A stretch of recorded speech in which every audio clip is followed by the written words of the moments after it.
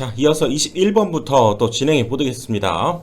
동기기의 전기자 저항을 R이라고 하고 반작용 리액턴스를 XA, 누설 리액턴스를 XL이라고 한다면 동기 임피던스에 대해서 물었네요.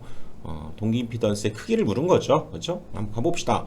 자, 이렇게 지금 전기자 누설 리액턴스를 우리가 XL이라고 하고요. 또 여기에서의 전기자 저항을 R, 또 반작용 리액턴스를 XA 이렇게 얘기한다면 보통 이렇게 그린다고 그랬죠. 이쪽에 있는 것으로 표현하고, 그래서 이때 전체 우리가 리액턴스를 동기 리액턴스다 이렇게 얘기하고, 그것은 여기 누설 리액턴스하고 반작용 리액턴스의 합이다 이렇게 얘기한다는 거죠. 그러니까 이 둘의 합이 동기 리액턴스고요. 그리고 이제 전체 임피던스를 우리가 동기 임피던스다 이렇게 얘기하고, 저항과 이 리액턴스의 합, 저항과 그렇죠? JXS 리액턴스의 합으로 표현하는데, 보통은 이 저항값이 얘에 비해서 상당히 적은 편이라고 그랬죠. 그래서 얘를 보통은 무시하고 여기 동기 리액턴스를 가지고 동기 임피던스를 표현해 준다 그랬죠. 그리고 그때 유기 기전력이 2라면 단자 전압은 그렇죠? 여기 유기 기전력과 여기 전압 강하 이 부분이라고 얘기할 수 있겠죠. 그래서 ZS 플러스 ZS에다가 I를 곱한 값이 더해져서 유기 기전력이 만들어진다. 이건 너무나도 당연하죠.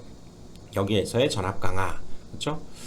다시 그래서 문제로 가보면, 자, 전기자 저항을 R, 반작용 리액턴스, 누설 리액턴스 이렇게 얘기하면, 동기 임피던스 뭡니까? 동기 임피던스는 이 저항에다가 그렇죠? 요거 반작용 리액턴스와 누설 리액턴스를 그렇죠? 더해줘야 되겠죠? 그리고 J를 붙여서 이렇게 표현해주게 되고요. 이거 이제 크기를 나타내자면 당연히 피타고라스 정리를 써야죠. 이거의 제곱, 이거의 제곱의 합의 루트, 그렇죠?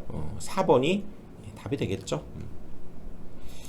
동기계에서 동기 임피던스 값과 실용상 같은 것을 물었네요. 우리 방금 여기에서 공부했던 것처럼 동기 임피던스는 이 저항값이 이에 비해서 상대적으로 많이 작기 때문에 무시하고 이 동기 리액턴스를 동기 임피던스로 받아들이자 그랬죠.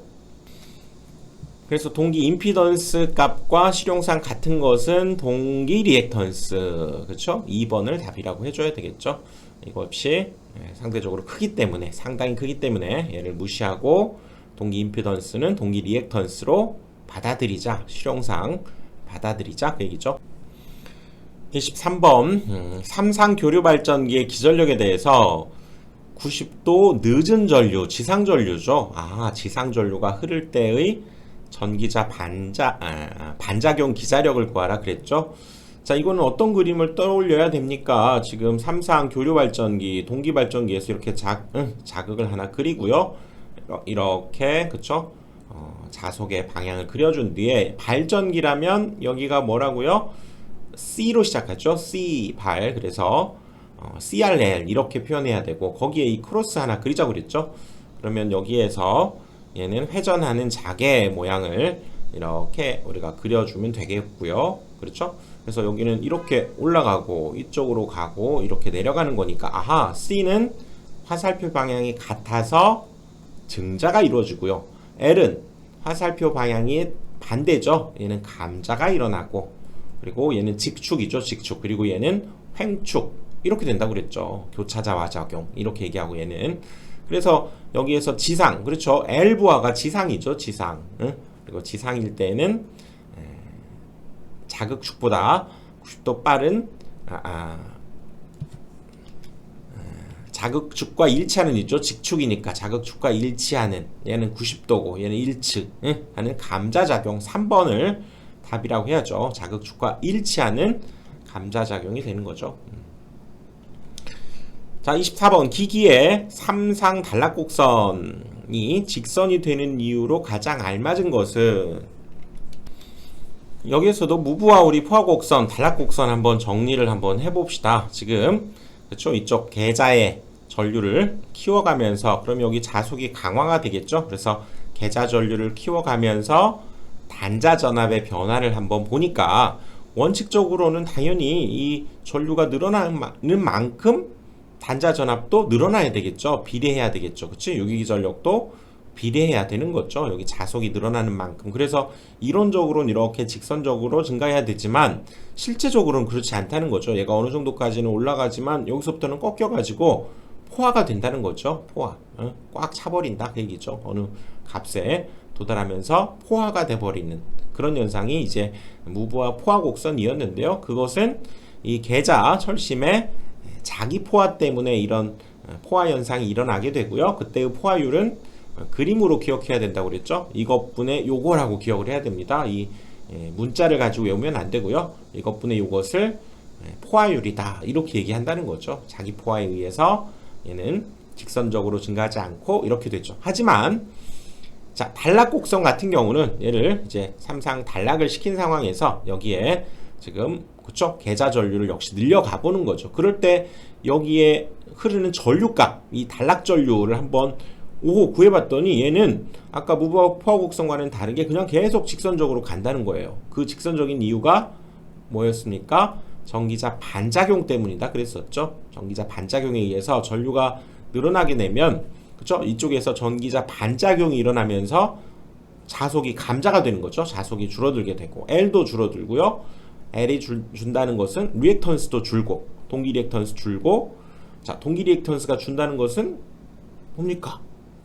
전류는 늘어나는 거죠. 이 원리에 의해서 그렇죠. 그냥 계속 직선적으로 늘어나는 이유가 전기자 반작용이다 그랬죠. 그래서 삼상 단락곡선이 직선이 되는 이유 전기자 반작용이다. 4번 기억을 해둬야죠.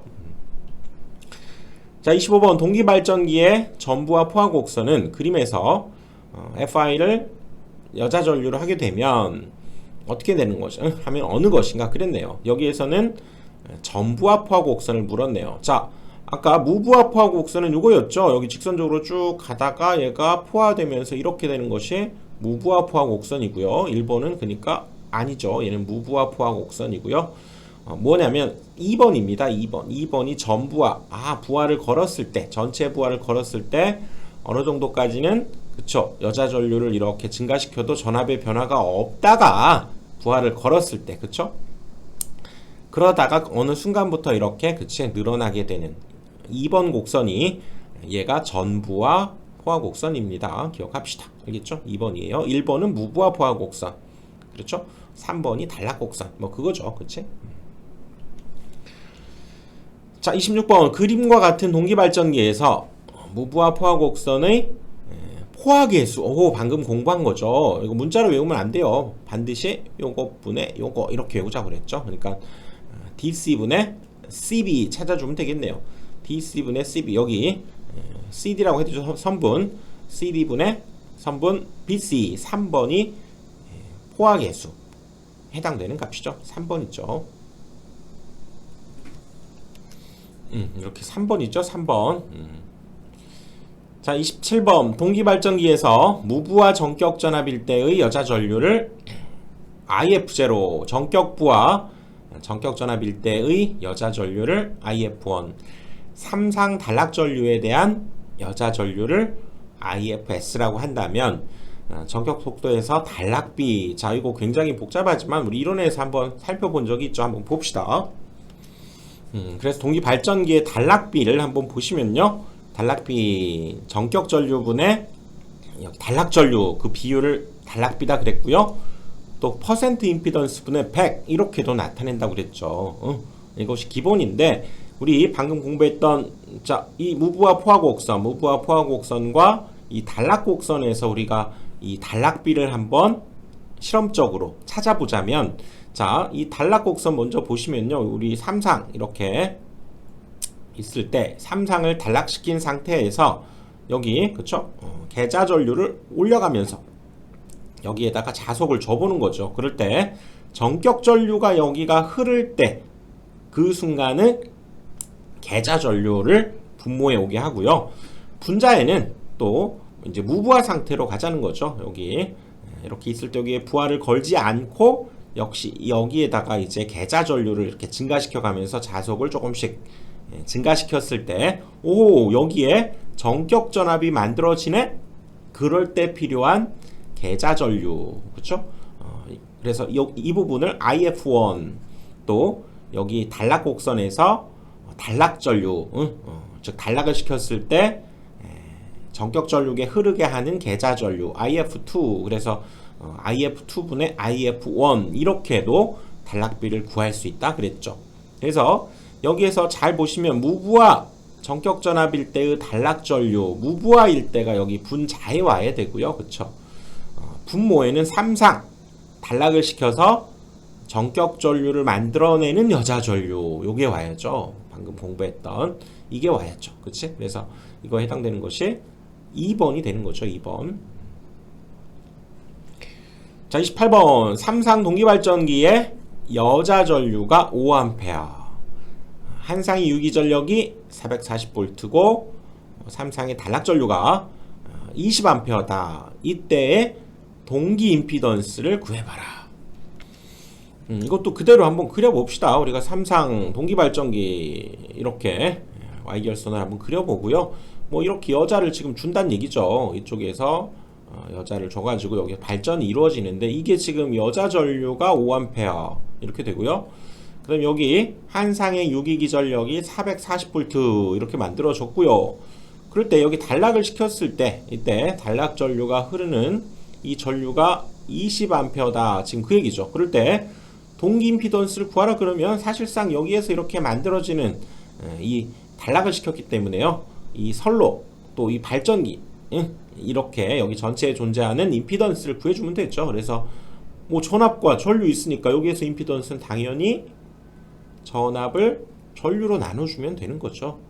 그래서 약분해 보니까 22옴의 동기 임피던스가 구해진다. 뭐 이렇게 생각해 보면 사실 어렵지 않은 거죠.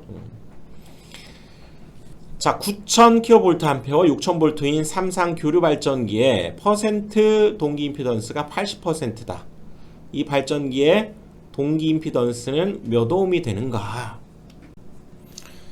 자, 이 문제는 보시면 여기에 보면 퍼센트 동기 임피던스, 그쵸? 퍼센트 임피던스가 지금 80%가 주어져 있고 그때의 동기 임피던스, 즉 Z를 지금 구하라고 한 거죠. 그래서 이것들, 그 다음에 여기 V가 지금 주어져 있고요. 여기 P가 또 주어져 있으니까 이것으로부터 뭔가 생각나는 공식을 떠올려야죠. 아, 퍼센트 임피던스의 그 중요한 공식이 있었죠. 10V 제곱분의 ZP. 아, 이것들이 다 등장하네. V도 여기에 등장하고요. 퍼센트 임피던스, Z, 그 다음에 P까지도 다 등장하는데, 자, 이 공식에서 오히려 더 중요한 거 10V 제곱분의 ZP일 때 중요한 거 단위라고 그랬죠. 이때의 P는 바로 킬로 단위를 써야 된다고 그랬죠. 킬로볼트 암페어 킬로 단위를 써야 되고요. 그 다음에 V는 역시 킬로볼트를 쓰는 것이 여기에서는 중요합니다. 이 단위. 그래서 여기에서 그대로 자, Z를 구하기 위해서 지금 Z를 구하라고 그랬죠. Z가 이쪽으로 가되 그러면 Z는 남겨두되 요거를 역수를 취해서 이쪽으로 가면 되니까요. Z는 이거의 역수인 P분의 10V 제곱에다가 곱하기 퍼센트 임피던스를 계산해주면 끝나는 거죠. 그러니까 이 공식을 생각할 수 있느냐 그 문제네요. 그래서 여기 킬로볼트 암페어니까요. 9000을 써주면 되고요. 그 다음에 여기 10 곱하기 자, V가 6000. 근데 여기 킬로 단위를 꼭 써야 되기 때문에 얘는 6000을 쓰면 안 되고 6을 써야죠. 그래서 6의 제곱 곱하기 퍼센트 임피던스 80. 이거 계산기로 이제 두드려주면 되겠네요. 계산기로 두드려 보니까 3.2가 나오네요. 3.2. 2번이 답이죠. 2번. 3.2.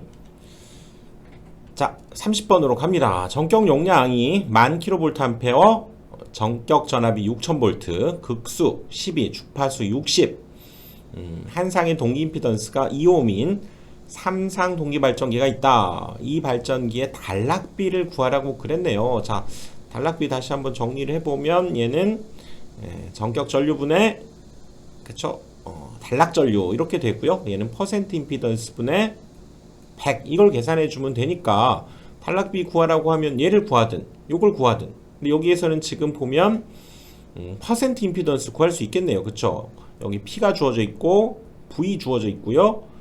그쵸? 여기 극수 주파수는 뭐 사용하지 않지만 여기 동기 임피던스 Z가 지금 주어져 있잖아요. 그래서 여기 퍼센트 임피던스가 뭐였습니까? 10V 제곱분의 ZP 요거라고 그랬고요.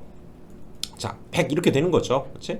그래서 여기 Z 동기 임피던스 여기 2옴 주어져 있고요. 여기 P는 극수 아닙니다. 여기 용량, 전격 용량을 써야 되고요. 전격 전압 역시 V를 쓰게 되는데 중요한 것은 여기에서 적용되는 공식이 다 킬로 단위를 꼭 써야 된다고 그랬죠. 그래서 그 킬로 단위를 한번 지켜보면 여기 100이고요. 자, 여기 Z 값이 2옴. 그 다음에 여기 얘는 킬로 단위로 돼 있네요. 그래서 분모에 2 곱하기 만이 되고요. 그 다음에 여기 분모에는 10V 제곱. 근데 V가 킬로 단위를 꼭 써야 되기 때문에 6000이면 6kg죠. 그러니까 얘는 6의 제곱을 써야 됩니다. 그래서 이걸 계산해 보니까 여기 계산을 한번 해볼까요? 이렇게. 그 다음에 여기 공두개 없어지고 36 올라가서 20분의 36. 아무튼 이거 계산을 해보니까요. 1.8이 나오죠. 20분의 36. 4번이 답이 되겠네요. 단락비. 자, 이 공식 퍼센트 임피던스 분의 100을 쓰게 되고 퍼센트 임피던스는 10V 제곱분의 ZP라는 거. 그리고 여기에서 특히 T와 V는 용량, 전압, 킬로 단위를 꼭 써야 된다는 거 기억해야 됩니다. 답은 4번이 되는 거죠. 자, 31번. 단락비가 1.2인 발전기의 퍼센트 동기 임피던스는 얼마가 되는가? 자, 이거 역시 기본적인 문제긴 한데요. 이 공식이죠. 단락비는 퍼센트 임피던스 분의 100이고요. 또 전격 전류분의 단락 전류 요 의미를 갖는다고 그랬죠. 그래서 여기서 얘를 이용해 주면 되겠네요. 그래서 얘네들이 자리 바꿔 주면 되니까 퍼센트 임피던스는 단락비 분의 100이 되겠네요. 그래서 단락비 1.2가 되고요. 그 다음에 100 이걸 계산해 주니까 83% 정도가 나오네요. 2번이 답이죠.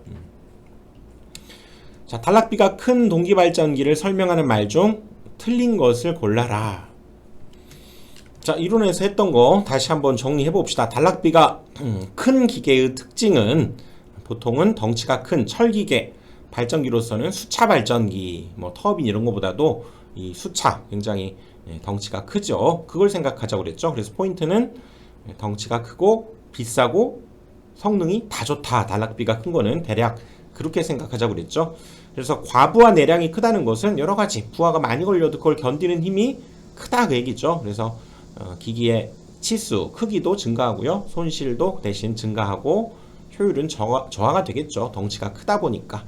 그리고 동기 임피던스는 작고요. 그리고 전기자 반작용도 작고 좋다는 얘기죠. 그치? 전압 변동률도 작고 안정도도 좋고 대신 그쵸? 덩치가 크다 보니까 공극이 큰 점, 그리고 중량이 무겁고 좀 비싸다 이런 점이 있죠. 계자 기자력과 철선이 크다. 이것도 덩치가 크기 때문에 이런 일이 발생하니까 덩치가 크고 비싸고 나머지 것들은 그 대신 성능이 좋다 이렇게 보자고 그랬죠. 다시 문제로 가서요. 자, 단락비가 큰 동기발전기를 설명한 말 중 틀린 거. 전기자 반작용이 작다. 그쵸? 좋은 성질이죠. 또 과부하 용량, 과부하 내량이 크다. 맞다고 그랬죠? 전압 변동률은 큽니까? 작아졌죠. 작은 것이 성질이 더 좋은 거니까. 그러니까 얘가 틀린 말이네요. 동기 임피던스도 작다. 그 얘기죠. 그래서 전압 변동률도 작다. 이렇게 볼 수 있기 때문에 3번이 답이 되겠네요. 여기서는. 그쵸? 전압 변동률이 작은 동기발전기. 그러면 전압 변동률이 작다 그러면 이것도 뭡니까? 여기도 단락비가 크다 이렇게 보자고 그랬죠. 단락비가 큰 거 이거 생각하면 되겠네요. 동기 리액턴스 작죠. 작아요. 크면은 별로 안 좋은 성질이고요. 이것도 반작용이 작죠. 단락비가 크다. 그렇죠. 3번이 답이고요. 자기 여자 작용이 역시 작습니다. 자기 여자는 이 장거리 이런 송전선로에서 여기에 C에 의해서 그쵸? 만들어지는 전압 상승 때문에 이쪽에서 스스로 여자가 되는 이 용량성 때문에 스스로 여자 되는 그런 작용이죠. 그것마저도 작다는 거죠. 이거 좋은 점이 아니기 때문에 이건 옳지 않죠. 3번이 답이죠. 자, 34번 동기기의 전압 변동률이 용량 부하이면 어떻게 되겠는가? 그래서 동기 발전기에 우리가 외부 특성 곡선을 살펴보면요, 여기 전류에 따른, 그쵸? 부하 전류에 따른 단자 전압의 비가, 이런 곡선, 여기가 C였고, 그쵸? C 부하, 이게 R 부하, 그 다음에 L 부하, 이런 형태가 만들어진다고 그랬죠. 그래서 C 부하 같은 경우는 즉 부하가 늘어나면 늘어날수록 V가 더 올라가 버린다는 얘기죠. 그쵸? 이 값이 더 커진다 그 얘기죠. 무부하 때보다 이 값이 더 커지기 때문에, 자, 마이너스 더 큰 값 하면 음의 값을 갖는 거죠. 용량성 부하, 용량 부하가 되는 거죠. R 부하 같은 경우도 점점 떨어지죠. 그치? 부하가 증가함에 따라서, 즉 부하 전류가 증가함에 따라서 점점 전압이 떨어지고, L은 조금 더 떨어진다는 얘기죠. 이게 L 부하가 되기 때문에, 자, 여기에서는 지금 용량성 C를 의미하기 때문에요, 과연 어떻게 되는가, 그쵸? 얘는 방금 여기 보신 대로 무부하 때보다, 그쵸? 부하를 늘려나간다는 게 전류가 커진다는 얘기죠. 부하가 늘려나갈수록 전압이 더 커지는 거죠. 무부하 때보다, 그쵸? 무부하 때보다 요 값이 더 커져 버리기 때문에, 그쵸? 음의 값을 갖는다 그랬었죠. 그러니까 음의 값을 갖고요, 요것이 더 커진다. 1번이 답이 되는 거죠. 1번.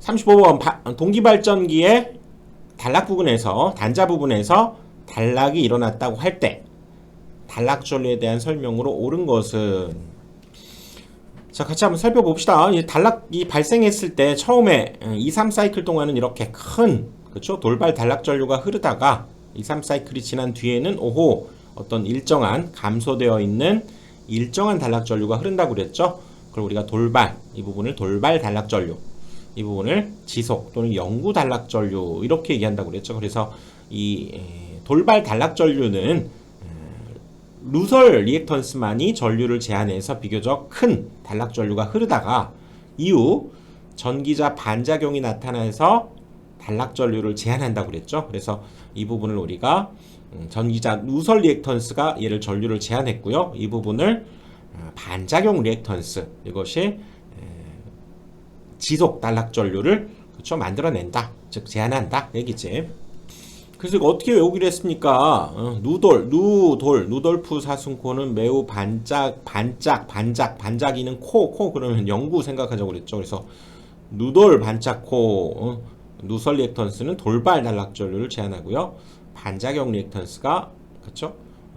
영구 단락 전류를 제한한다, 이렇게 외워보자고 그랬죠. 그래서 단락이 일어났을 때 처음에는 큰 전류가 흐르다가 나중에는 점차로 감소한다. 그쵸? 2번이 답이 되는 거죠.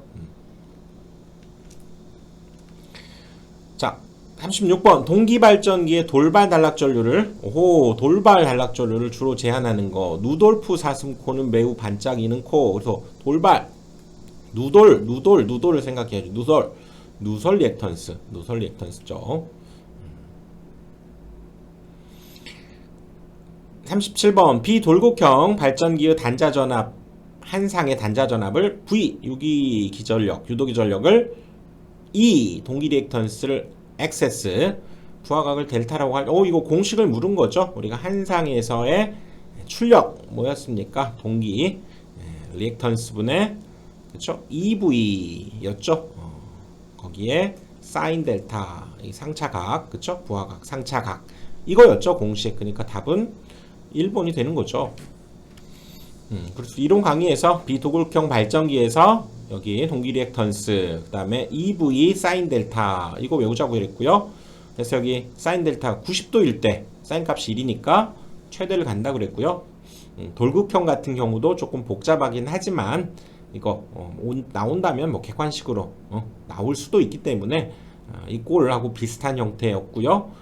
EXD XQ, 여기 XT-XQ의 V제곱 사인 2델타 그랬고요. 얘는 60도일 때 요 두 그래프가 이렇게 합해져서 그려보면 이렇게 그려진다고 그랬죠. 이런 식으로. 그렇기 때문에 여기 60도 정도에서 얘는 최대가 된다. 그거 기억하자고 그랬고요. 이건 한 상의 전력입니다. 3상 같은 경우는 이제 3배를 해줘야 된다는 것도 기억을 해 두셔야 되고요. 1번이 답이죠.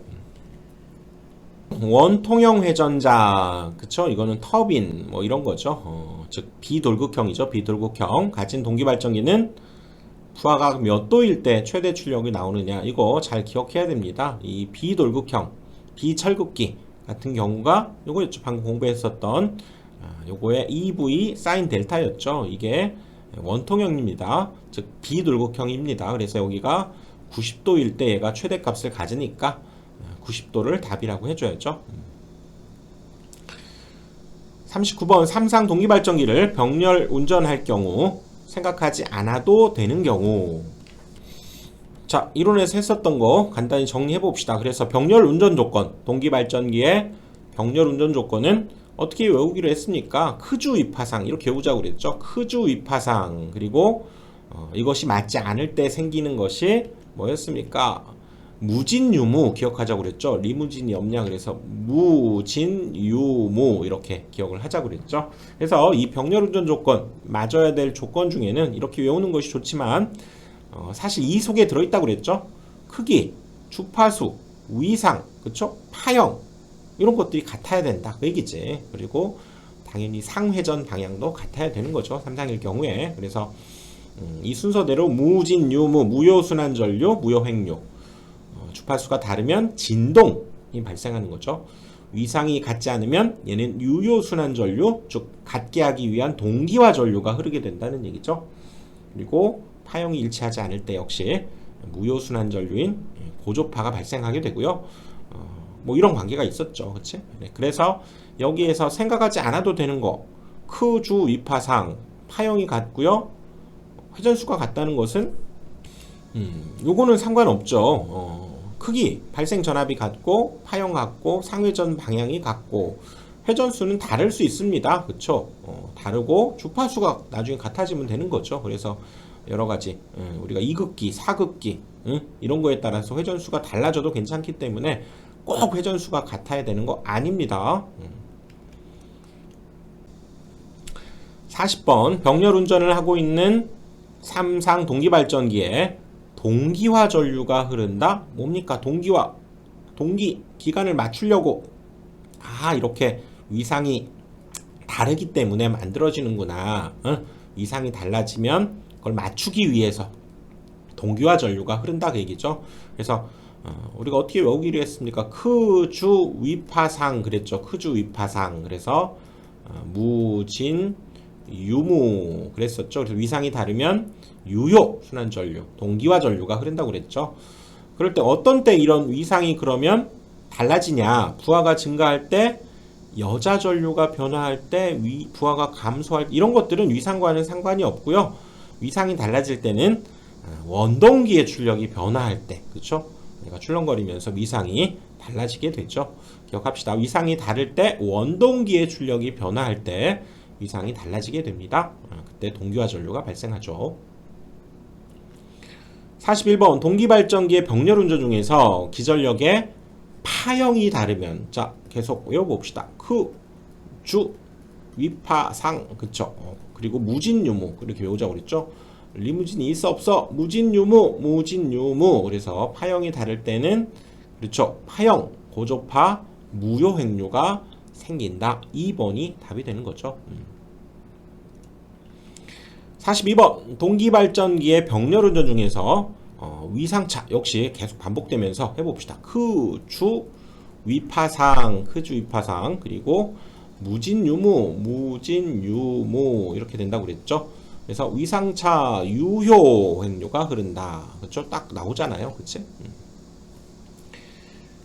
3번 두 대의 동기발전기를 병렬 운전할 때 무효횡류 또 이거죠. 크주 위파상 자꾸 써봐야 됩니다. 그러면 반복하면 외워집니다. 그렇죠? 반복하면 모두를 산이 없죠. 무진 유무 무진 조금씩 가면 무조건 합격할 수 있습니다. 자, 그래서 여기에서 무효횡류 여기 둘 중에 하나잖아요. 그렇죠? 근데 무효순환전류 얘는 고조파 무효횡류고요. 얘가 무효순환전류죠. 파형의 기전력의 크기의 차가 있을 때가 되는 거죠. 즉 이런 거죠. 여기에 이렇게 병렬 운전 우리가 이런 그렇죠. 건전지 생각해도 된다고 그랬죠. 여기 병렬 운전 하고 있는데 여기가 만약에 1.5V고 얘가 1.5V고 여기가 3V고 그러면 이쪽으로 다 흐르는 게 아니라 이쪽에서 이쪽으로 그렇죠? 무효 순환전류가 흐르는 거죠. 기전력에 차가 있을 때. 4번이 답이죠. 44번. 자, AB 두 대의 동기발전기를 병렬운전 하던 중 계통의 주파수를 바꾸지 않으면서 B의 역류를 좋게 하기 위한 것이 뭐냐. 자, 이거 우리 이렇게 병렬운전 두 대의 동기발전기를 병렬운전 하는데요. 요거의 역류를 좋게 하는 방법은 여기에 우리가 여자 전류를 그쵸 증가시켜 버리는, 자속을 즉 증가시켜 버리는 거죠. 그렇게 되면 얘는 상대적으로 역률이 좋지 않고요. 얘는 상대적으로 역률이 좋아진다. 이렇게 보시면 됩니다. 그래서 이 B의 역률을 좋게 하기 위해서는 A 발전기의 여자 전류를 증대시켜 버리는 거죠. 그러면 상대적으로 얘는 역률이 낮아지고 얘는 역률이 좋아진다. 이렇게 보시면 됩니다. 45번. 병렬운전하는 두 동기발전기 사이에 그림과 같이 동기 검정기를 접속해서 오호 상회전 방향이 같은지 다른지를 그렇죠 동기 검정기로 지금 검증을 해보자는 거죠. 해봤더니 만약에 일치되었다. 오호 내가 원한 대로 L1, L2, L3, L1, L2, L3 이렇게 일치가 되었다고 하면 과연 이 동기 검전기의 이 램프에는 어떤 일이 일어나느냐, 이건 뭐 문제를 통해서 알아둬야죠. 상이 일치하게 되면요, 그러니까 문제가 있으면 불이 들어오겠죠. 근데 일치하게 되면 모두 점등되지 않는다는 거죠. 문제가 있을 때 불이 들어옵니다. 그래서 답은 4번이 되는 거죠. 46번. 동기발전기의 병렬운전 중에서 여자 전류를 증가시키면 그 발전기는 그 발전기, 그쵸 방금 우리가 얘기한 대로 이렇게 병렬운전을 하고 있었는데, 자 여기 A 발전기의 여자 전류, 즉 이 자속이 이제 증가하게 되면 요건 상대적으로 역률이 안 좋아진다고 그랬죠. 얘는 역률이 좋아지고, 그러니까 4번이 답이 됩니다. 4번. 47번. 자, 동기기에서 동기 리액턴스가 커지면 동작 특성은 어떻게 되는가? 동기 리액턴스가 커진다는 것은 뭡니까? 이거는 사실상 단락비가 작다. 그 얘기와 같다 그랬었죠. 그렇게 되면 일단 전압 변동률은 어떻게 됩니까? 커진다는 거죠. 전압 강화가 많아지기 때문에, 그러니까 이 전압 변동률이 적어지고는 일단은 탈락이고요. 그 다음 동기 리액턴스가 커지면 병렬운전 시에 동기 화력이 커질까요? 작아질까요? 이게 좋지 않은 점이라고 그랬죠. 단락비가 작다는 것은. 그래서 위상이 달라졌을 때 동기를 맞추려고 하는 그런 힘을 우리가 동기 화력이다 이렇게 얘기하는데, 그거 역시도 작아진다는 거죠. 그러니까 좋지 않은 점이죠, 사실상. 그래서 2번이 답이 되는 거죠. 48번. 동기발전기의 부하에 콘덴서를 설치해서 앞서는 전류가 흐르고 있을 때 옳은 것은 그랬네요. 콘덴서를 우리가 부하 쪽에다가 콘덴서를 이렇게 설치했다는 것은, 그렇죠? 콘덴서를 설치했다는 것은 여기 L 성분을 얘가 상대적으로 상쇄시키는 효과가 있다고 그랬죠. 그러다 보니까 여기에서의 전압 강화도 사실상 상쇄가 되면서 단자 전압이 상승하게 되죠. 단자 전압이 콘덴서를 설치해서 앞선 전류를 흐르게 하면 단자 전압이 상승한다. 이것이 일종의 자기 여자하고도 관련이 있었죠. 우리 장거리 같은 경우는 이 역시 정전 용량성 이 부분이 강화가 되기 때문에 그렇죠? 전압이 상승하는 그런 현상을 자기 여자 그랬었죠. 전압이 상승하게 됩니다. 49번. 동기발전기의 자기 여자 작용은 부하 전류의 위상이 다음 중 어떤 때 일어나게 되는가? 지금 보기 중에서 하나를 고른다고 하면 역시 자기 여자 뭡니까? C에 의해서 만들어지게 되는 거죠. 빠른 역률에 의해서 만들어지고요. 역률이 1일 때라든가 역률이 무관한 것은 옳지 않고요. 이 중에서 고른다면 그렇죠. 빠른 역률 C가 완전히 강화되었을 때, 그렇죠. 그때 자기 여자 현상이 발생하게 된다 그 얘기죠. 자, 다시 한번 봅시다. 자기 여자 현상은 장거리 선로가 연결되어 있어서 무부하 시에 앞선 전류 C에 의해서, 그렇죠? 진상 전류에 의해서 단자 전압이 상승하는 현상이고요. 절연 파괴가 발생하는 경우도 있다는 거죠. 그래서 대책으로는 수전단의 리액턴스가 큰 변압기를 사용하고요. 2대 이상 병렬운전, 동기 조상기로 그쵸 우리 C가 강조되었기 때문에 부종여자 L로 동작하도록 해줘야 되고요. 단락비가 큰 기계를 역시 사용하는 것이 자기 여자의 대책이 되겠다 그 얘기죠. 답은 3번이 되겠네요. 자, 50번 동기발전기에서 자기 여자 방지법이 되지 않는 것은 방금 우리 살펴본 대로요. 반작용이 적고 단락비가 큰 거 맞죠. 그리고 발전기를 여러 대 병렬 운전하는 거 맞았고요. 말단에 리액터나 변압기 그쵸 사용하고 동기조상기를 접속하고 계좌권선에서 과여자는 뭡니까? 과여자는 여러분들 우리 이렇게 나중에 V곡선 우리가 배웠었죠. V곡선에서 과여자하는 건 C로 동작하기 때문에 옳지 않죠. 부종여자로 동작해야 L로서 동작하게 되는 거니까 과여자 옳지 않죠. 답은 4번이 되는 거지. 자, 51번 동기발전기의 자기여자 방지법 역시 또 나오네요. 자, 두세대 발전기를 병렬로 접속하는 거 맞고요. 수전단에 동기조상기를 접속한다. 뭐 그렇게 해서 그렇죠? 얘를 부종여자로 운전하면 되니까 접속해서 운전하는 건 맞고요. 송전열로 수전단에 변압기를 접속하고 단락비가 적은 걸 씁니까? 아니죠. 단락비가 큰 걸 써야 이런 문제점들을 방지하게 된다 그 얘기죠. 자, 52번 다음 중 삼상 동기기의 제동권선 뭡니까? 난조를 방지하는 거죠. 자, 이론에서 공부했던 난조 현상 한번 살펴봅시다. 이 동기발전기가 이 동기 속도대로 쭉 그냥 그대로 운전해야 되는데 이렇게 동기 속도를 중심으로 이렇게 출렁인다는 얘기죠. 속도 자체가 변동이 이렇게 발생한다는 얘기죠. 부하가 급변하는 경우에 회전 속도가 동기 속도를 중심으로 진동하는 현상이었고요. 발생 원인으로는 부하 변동이 심할 때 관성 모멘트, 그쵸? 계속 끌고 나가려고 하는 일종의 힘, 그것이 작은 경우, 조속기가 너무 예민한 경우도, 그쵸? 속도를 조절하는 것이 너무 예민한 경우도, 그쵸? 이렇게 난조 발생하고요. 또 계좌에 고조파가 유기된 경우, 이런 것들이 있죠. 그래서 이거의 방지 재택으로는 대책, 작은 면에 제동권선을 설치하는 것이, 그쵸? 그 다음에 관성 모멘트를 크게 플라이휠 효과를 좀 써야 된다 그 얘기고요. 조속기의 성능을 개선하고 고주파를 제거하는 것도 중요하다는 거죠. 단절권과 분포권을 사용한다. 자, 안정도 대책도 한번 살펴봅시다. 그래서 전체적으로 동기발전기가 안정하기 위해서는 단락비를 큰 것을 사용하고요.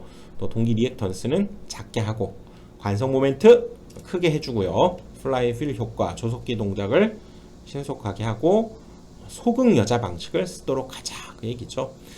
그래서 여기 제동건선은 난조 방지였죠. 난조 방지. 자, 53번 동기기의 과도 안정도를 증가시키는 방법. 과도 안정도라고 하는 것은 좀 문제가 생겼을 때에도 안정적으로 좀 동작하도록 하자 지금 그런 의미죠. 자, 소극 여자 방식 탈조 계전기를 사용한다. 그쵸. 탈조는 이 난조보다도 더 이게 확대되어 버리는 문제를 우리가 탈조다 이렇게 얘기하니까요. 그쵸. 탈조가 발생했을 때 이걸 파악해서 그쵸. 조치를 취하는 계전기를 사용한다. 맞죠. 자, 플라이휠 효과를 크게 해야죠. 작게 하면 안 되죠.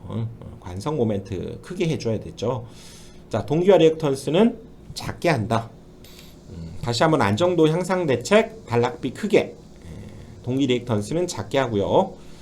관성 모멘트 플라이휠 효과를 크게 하는 거죠.